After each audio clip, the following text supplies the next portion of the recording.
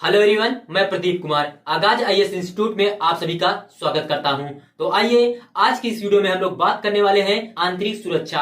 आंतरिक सुरक्षा से रिलेटेड यूपीएससी के प्रीलिम्स और मेंस के लिए जितने भी इंपॉर्टेंट टॉपिक है हम आप लोगों के लिए लेकर आए हैं। तो देखिए, प्रीलिम्स के लिए जो टॉपिक है वो भारतीय वायुसेना, नौसेना, थल सेना और अंडमान और निकोबार द्वीप समूह में संयुक्त कमान, और मेंस के लिए जो टॉपिक है वो अंतर सेवा संगठन विधेयक 2023। तो आइए हम यूपीएससी के प्रीलिम्स और मेंस के इन सभी टॉपिक के बारे में पूरे विस्तार से चर्चा करते हैं। तो देखिए, चर्चा में क्यों है। हाल ही में लोकसभा में अंतर सेवा संगठन कमान नियंत्रण और अनुशासन विधेयक 2023 पेश किया गया, ताकि नामित सैन्य कमांडरों, चाहे वे किसी भी सेवा से संबंधित हो, को सैनिकों का कार्यभार संभालने और अनुशासन लागू करने का अधिकार दिया जा सके।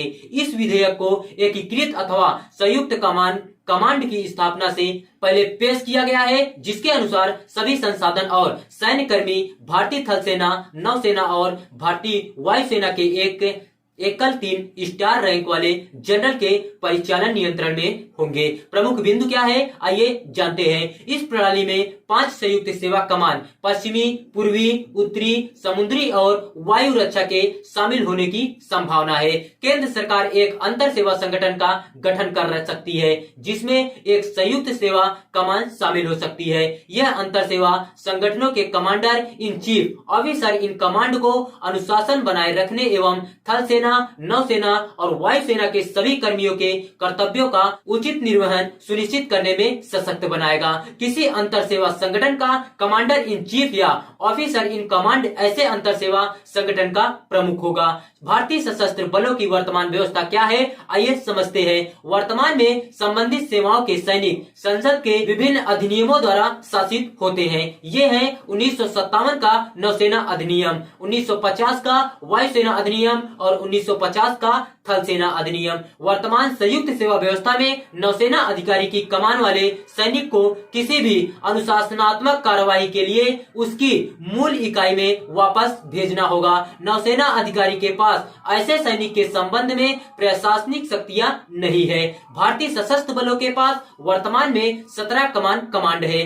थल सेना और वायुसेना प्रत्येक में 7 और नौसेना के पास 3 कमांड है। प्रत्येक कमांड का नेतृत्व एक 4 स्टार रैंक का सैन्य अधिकारी करता है। अंडमान और निकोबार द्वीप समूह में एक संयुक्त कमान है, जो भारत के अंडमान और निकोबार द्वीप समूह के पोर्ट ब्लेयर में स्थित भारतीय सशस्त्र बलों की पहली त्रिसेवा थिएटर कमान है। अन्य त्रिसेवा कमान जैसे कि सामरिक बल कमान SFC देश की परमाणु संपत्ति के वितरण और परिचालन नियंत्रण की देखभाल करती है। कुछ त्रिसेवा संगठन भी हैं, जैसे रक्षा खुफिया एजेंसी, रक्षा साइबर एजेंसी, रक्षा आंतरिक एजेंसी आदि। चीन द्वारा अपने सशस्त्र बलों का संचालन आइए जानते हैं। वर्ष 2016 में चीन ने आक्रामक क्षमताओं को बढ़ावा देने के लिए अपनी 2.3 मिलियन पीपुल्स लिबरेशन आर्मी को 5 थिएटर कमांड में पुनर्गठित किया। इसका वेस्टर्न